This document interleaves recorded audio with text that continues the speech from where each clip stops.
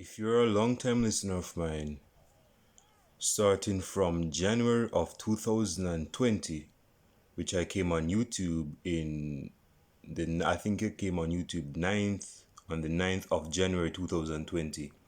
I started a small, somewhat, it wasn't very continuating, a small series where, especially in March of this year, of last year, I started a small series where I would examine the time of a certain player, and at least on one occasion, I examined the time he spent at Manchester United as a manager. Like, for example, if I was to recall, I did, I think, a two-part series where I examined Jose Mourinho's time at Manchester United exclusively, not including Real Madrid, Inter Milan, Porto or Chelsea. No, because this is not a football generally channel. This is a specialist type of channel. So I just speak on Manchester United matters. Here and there, I might speak on different variations, different information as relates to football. But most of all, I just speak on Manchester United. And there are some videos leading up until that point in last year of March. I spoke of players, for example, like Alexis Sanchez, his time at Manchester United, Robin Van Persie's time at Manchester United, and if I was to remember correctly, the last video I did in terms of that series was Wayne Rooney. I think that was the last player I spoke of in terms of examining his time at Manchester United in totality.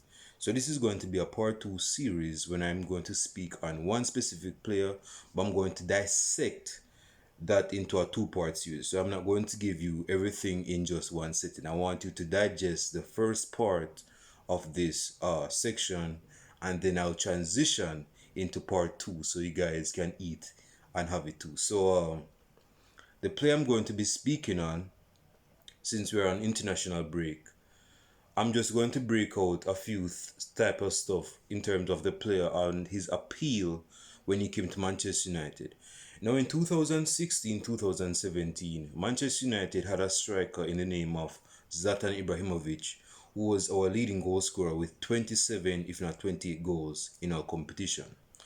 Now he was the leading man. We needed a striker that could not only lead us into winning trophies, but it was coming onto a time where we needed to win the title, because we needed to do what was vital to what our name is, and our name is Manchester United. And we need to be united in terms of winning trophies, particularly the Premier League. Now, when we got Zlatan Ibrahimovic for free, we knew that Zlatan was not going to run past players, beat players, and chip it over the keeper, because we knew that was not Zlatan's game. And even in Zlatan's prime, there was no time where he would beat players for pace. That is not the prowess of Zlatan Ibrahimovic. So what we're getting with Ibrahimovic was a past the type of prime, who was at the time one of the best strikers, and he's still, you could say, one of the leading the best goal scorers in world football right now. But definitely in 2000, prior to 2016, and even sometimes in 2017, that was the name, that was the claim of the image of Zlatan Ibrahimovic. So of course we knew that we were going to get goals, but the type of goals we were getting with Zlatan was not solo made type of goals, unless it was from 40 yards. So when Zlatan came in, he scored goals in that season of 2016-2017, which led us to not only the Capital One Cup, which he scored a brace in the final, which led us to winning the final against Southampton, but we also won the Euro League, and some persons might disown it, but we won the Community Shield as well. So knowing that full well, the unfortunate thing was that even though we won the EuroLeague, Zlatan Ibrahimovic was not playing in the final. Why? Because he suffered an injury. Hold on. He suffered an injury in the semi-finals, I believe, or the quarterfinals of the EuroLeague. I think it was against either Saint Etienne or Celta Vigo. Celta Vigo. Either club, when we played at home, that is where he suffered the foot injury. Now, We knew that too. That injury would probably prohibit Zlatan Ibrahimovic from ever getting to his previous form. So his form when he came to Manchester United, and even before he came to Manchester United, my man was gang banging ever since he was at Ajax. To be specific, at Molde in his home country. So I don't think Molde is in Sweden, but yeah, let's use Ajax because Ajax is probably his first professional club.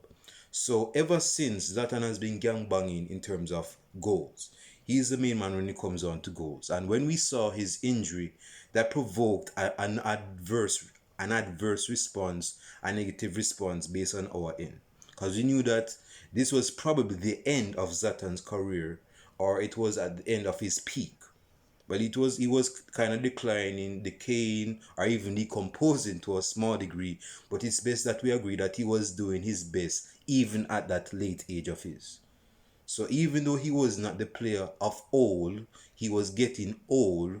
It's best so that I can tell you guys that he was still scoring goals. And when he suffered that injury, we needed a striker to replace him. We knew that Martial was not a Mourinho type of striker. We knew that Rashford, who was skinny at the time, was not a Jose Mourinho type of striker.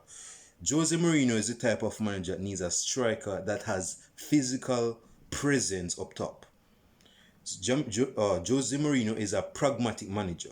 So whenever he's playing pragmatic or defensive, he's going to send the ball directly to the big man up top. And he knew that with Zlatan injured, he's not going to get a type of ball game with Martial or Marcus Rashford. So when coming into the transfer window, we knew that we needed a striker that could help us develop the balance of play when we're attacking, or a striker that embodies a physical presence. Basically, my man just needed a target man.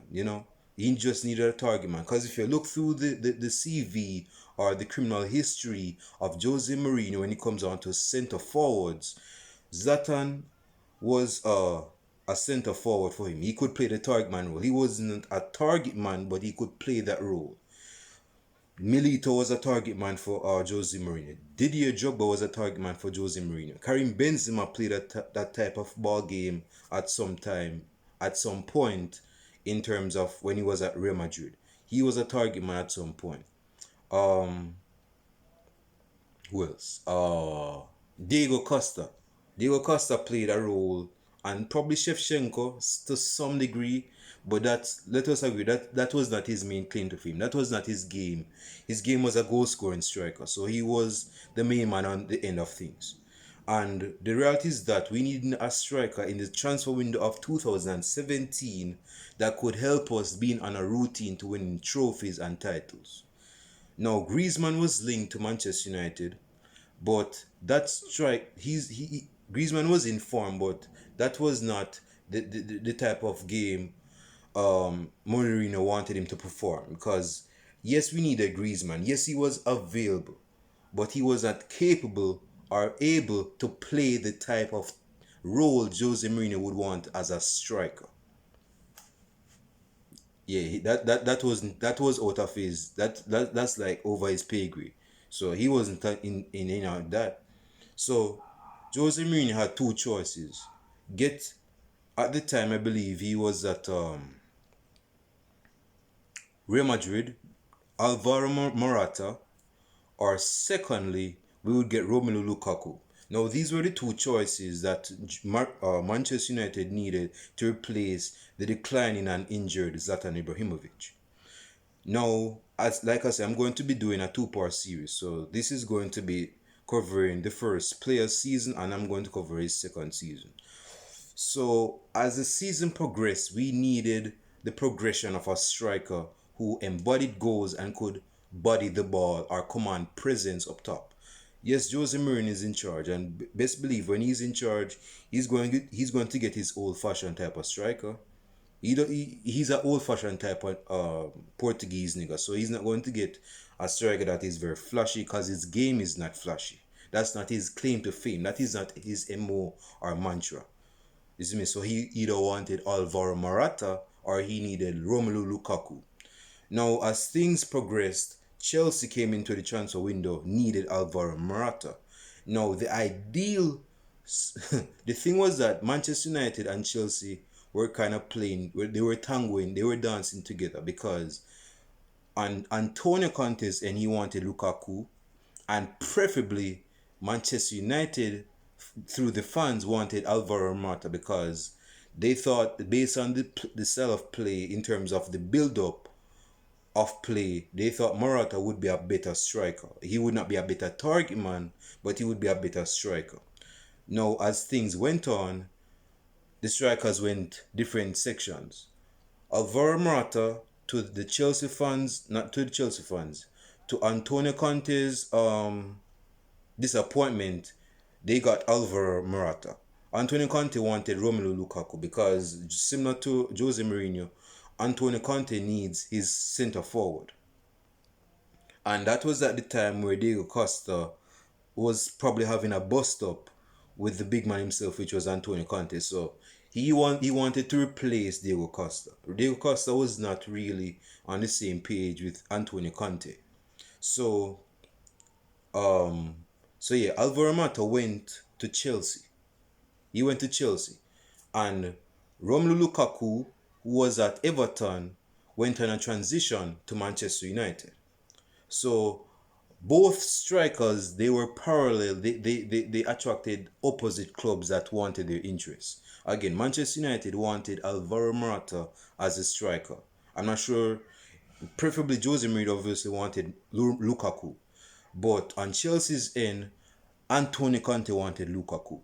And the Chelsea got Alvaro Morata instead. So they had two strikers that they splashed big money on. And the striker that I'm going to come at the forefront with today is Romelu Lukaku. I'm going to examine his time at Manchester United, and this video is going to be the first part of his time at Manchester United, which would include his first season. Now I want this to be under 40 minutes. Lukaku was a striker that embodies an all-around striker. What do I mean when I say that? In terms of his build-up, Lukaku was a striker that he has initiated incorrigible strength. Lukaku could basically like just body you off the ball. He could body you off the ball. Now the funny thing with Lukaku, and some persons has allude to, is that Lukaku is not a striker that's going to use his body properly, meaning that he doesn't have the best ball control.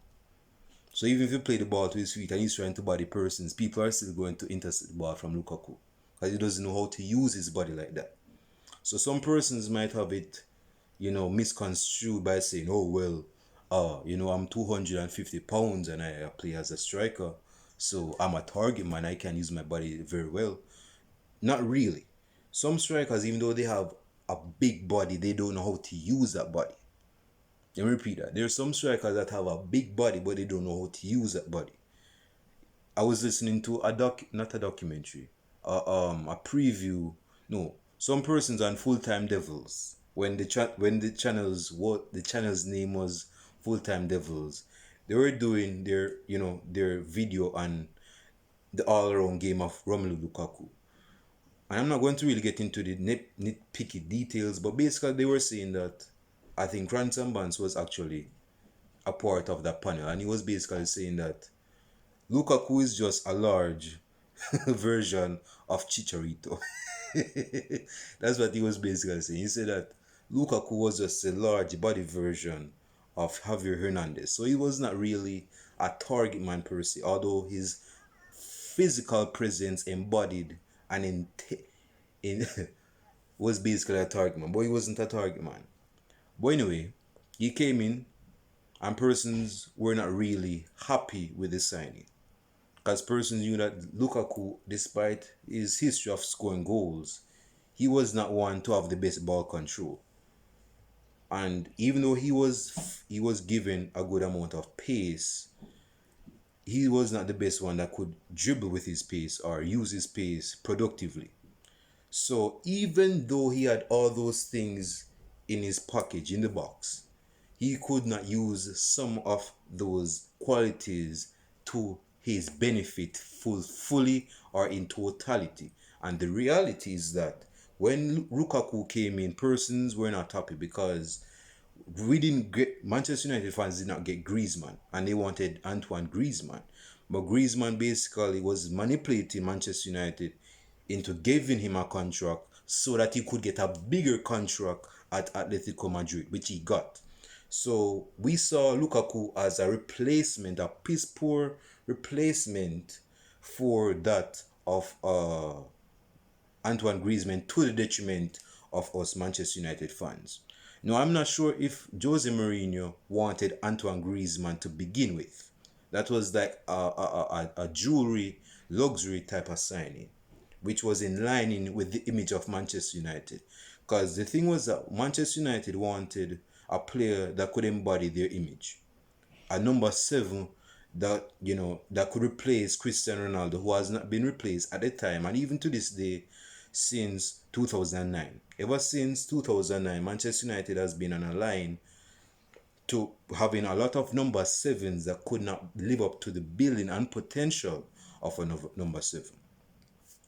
So Lukaku came in, he scored a couple goals in pre-season in against Man City. And the first game, persons, were skeptical, seeing how Lukaku is going to fit the system of Manchester United. Persons were saying Paul Pogba needs to be playing on the left side of midfield. We needed a midfielder that could allow Paul Pogba to express and suppress his qualities. With Paul Pogba in the midfield, persons were saying, okay, we have a world-class midfielder, but we needed another midfielder that could be more pragmatic, more defensive, so that Pogba could be offensive and lead us on the offensive so that we can be very effective in our attacking play and display. And that was portrayed on the pitch, not really consistently. Because you got Nemanja Matic, and person believe that it was not the best of transfer windows. No, that could be right in terms of, to a degree, but it's best that we agree that, again, cash was splashed on Lukaku. Persons were saying, why are we taking Chelsea's rejects? We don't want Chelsea's rejects. Because persons were saying, okay, we got Matic from Chelsea. We got Lukaku, who was a Chelsea reject, because somebody wanted Lukaku. But anywho, Matic was like a reject, because person were saying, we don't want anything to do with Matic because he's getting older. But the reality is that in relation to Lukaku, his first season, he scored goals. Now we had actually in the first 3 games, if I can remember correctly, he actually was scoring good goals. He scored 2 in his first game at against West Ham at Manchester United at Old Trafford. He scored against he scored against Swansea when we were 4-0 FC. Anybody remember that when we were 4-0 FC? That felt like a decade ago. But so yeah, he scored 2 goals against West Ham at home, 1 away from home, which was against Swansea City.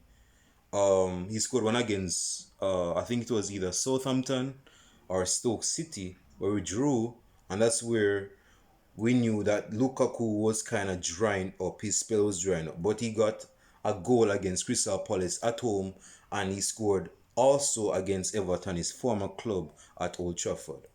But persons were very skeptical of the signing of Romelu Lukaku.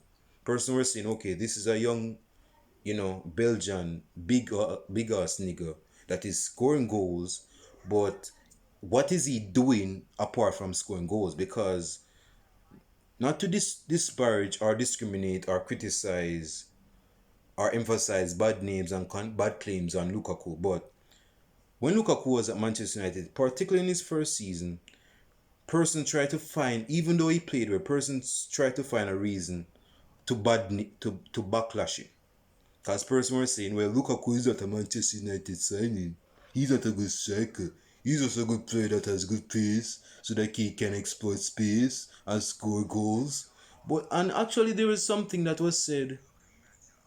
I'm listening to something, so don't be distracted. But let me turn this down for okay.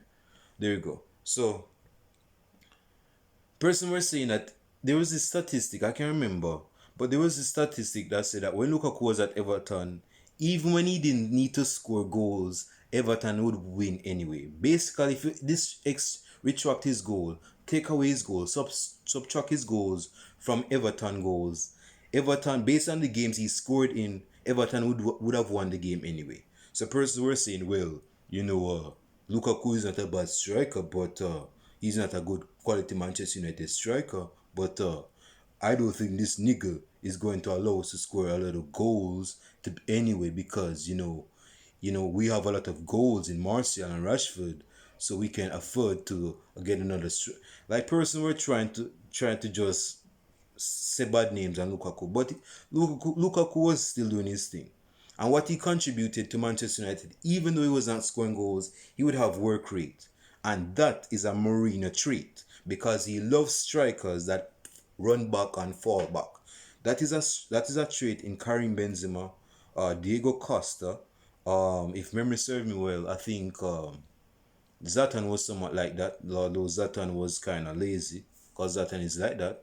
But Lukaku was doing his thing. In his first season, he got his first Champions League goal at Manchester United, and he was very ecstatic. He was very over the moon. He was complete bananas when he got his first Champions League goal. And we thought that, given Lukaku's age at the time, we thought that this was a long-term replacement for Zlatan Ibrahimovic, who was still improving his injury because based on the injury at the time, persons were saying this injury could probably kick him out of his football career. But blessings unto God, Zlatan Ibrahimovic actually started to improve after a couple of weeks. No wonder this nigga say that he's God. So it's not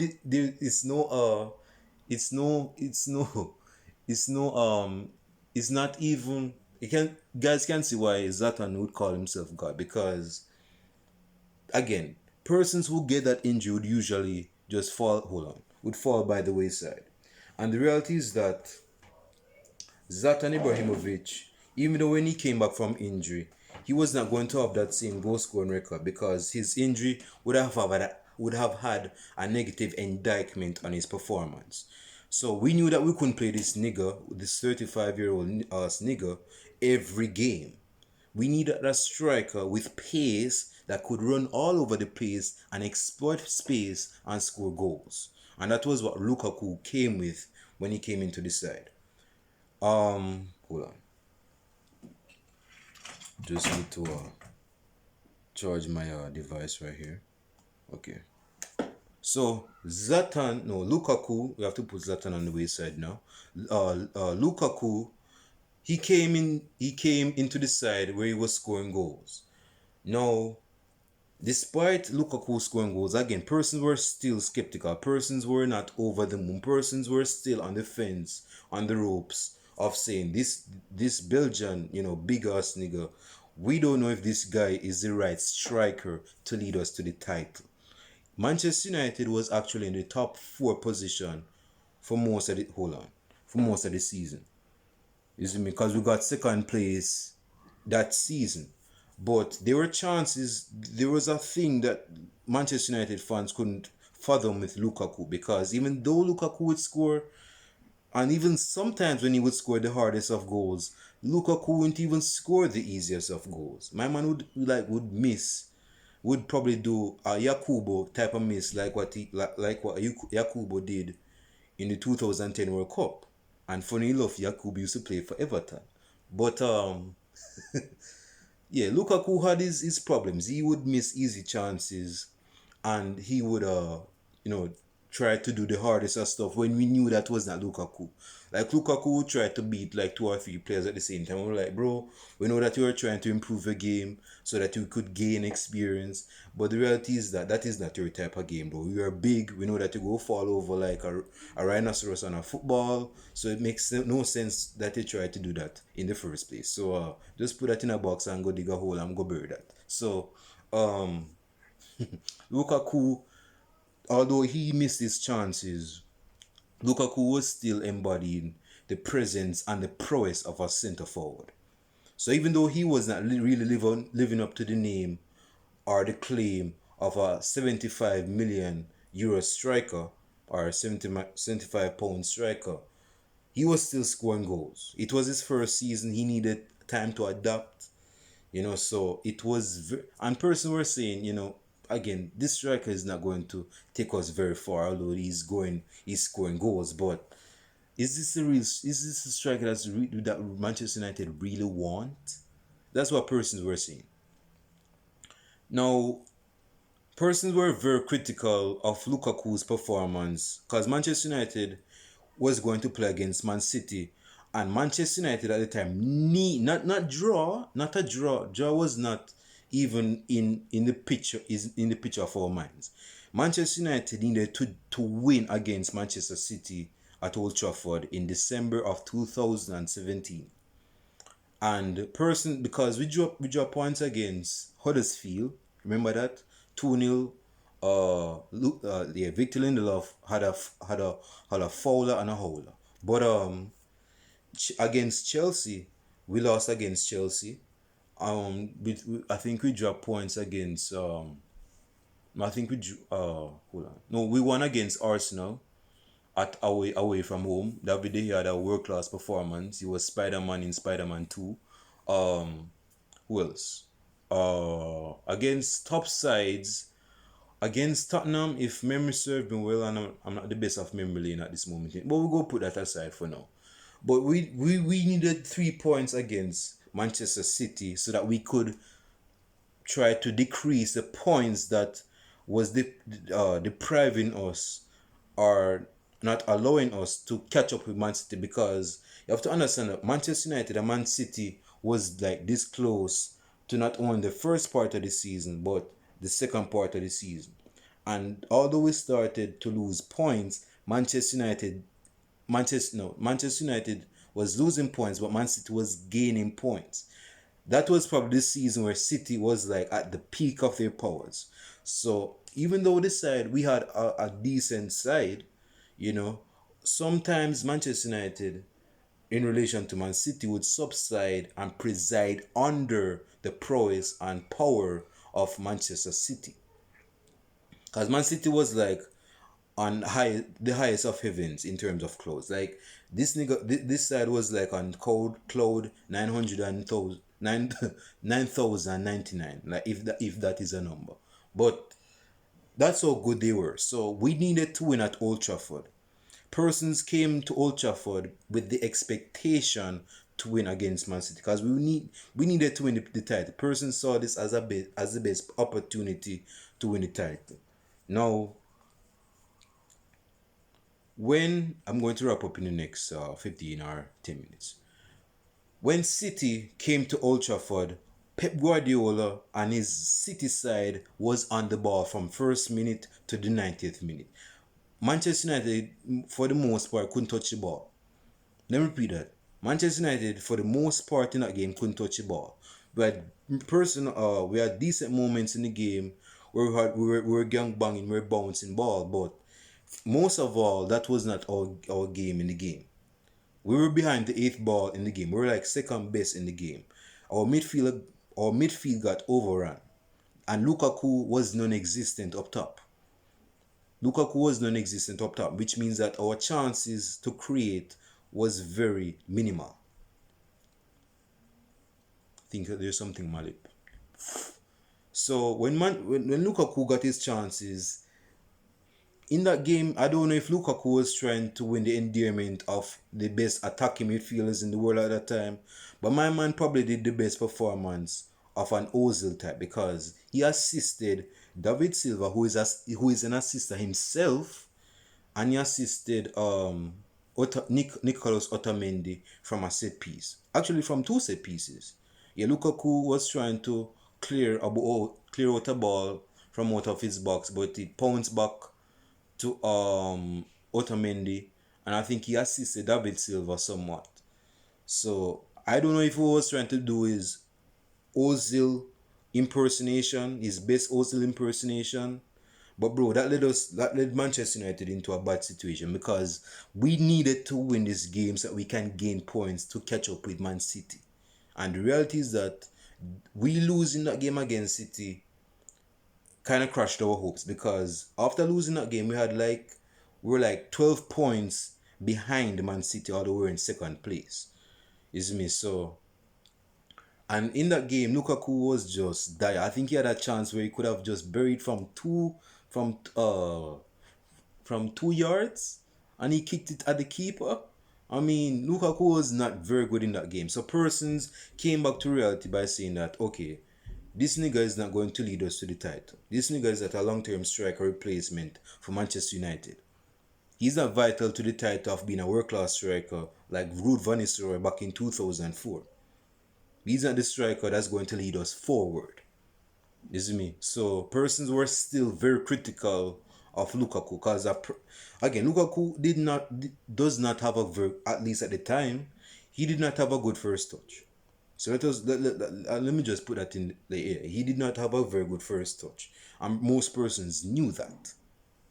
So when Lukaku portrayed that he didn't have a first touch, person was saying, I told you he didn't have a good first touch. I told you this striker is not the one to lead us to titles.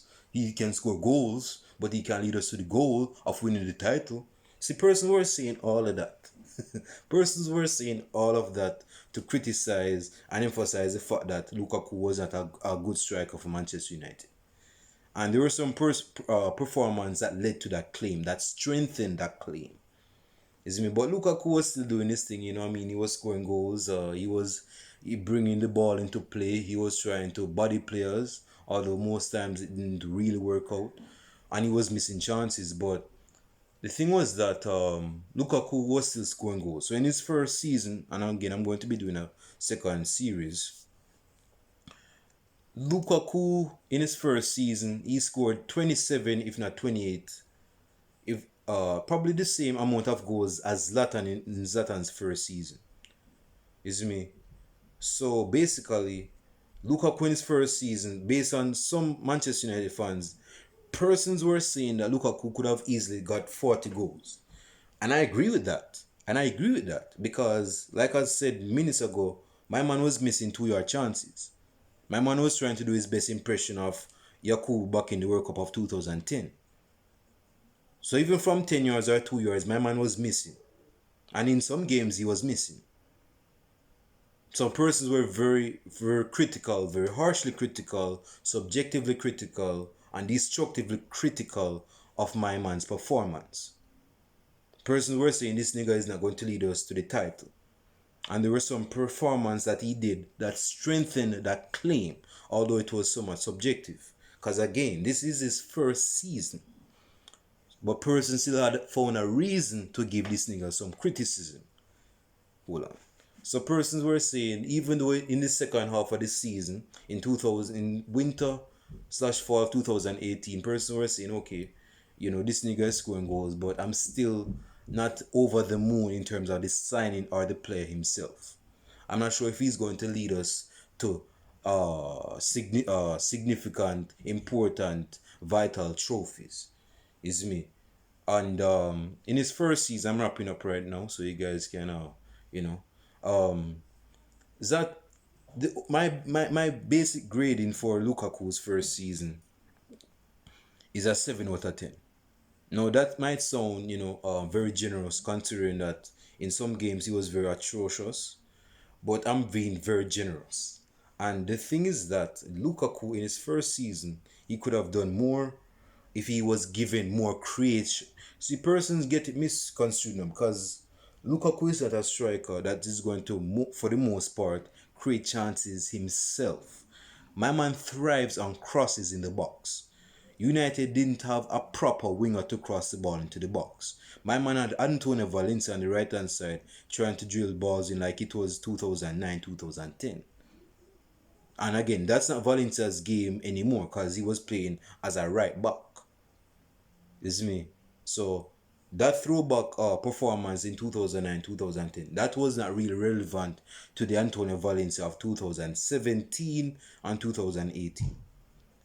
And plus, Rashford and Martial was going to come in, cut into the box on the left hand side and trying to score like Aaron Robin. So that was not their game to cross the ball into the box. So Manchester United was at a dying spiral deficit in terms of that aspect of the game. Is me. So Lukaku could have done more. He could have scored more. But the thing again, he didn't have as much chances as persons would give him credit for. If he was given more chances, like Lukaku is the type of striker that would probably need 13 chances to score at least 2 goals. At the time, I'm speaking at the time. And that might not sound like, man, you're being hard on Lukaku. No. In some games, Lukaku got a lot of chance. Like his rate, his ratio, his scoring rate was very poor. Just like like his predecessor, that was Zlatan Ibrahimovic, in the previous season. Because I think Zlatan had this score ratio, despite scoring 27 goals, 27 goals, but he had the poorest ratio in the Premier League. A lot of persons forgot that.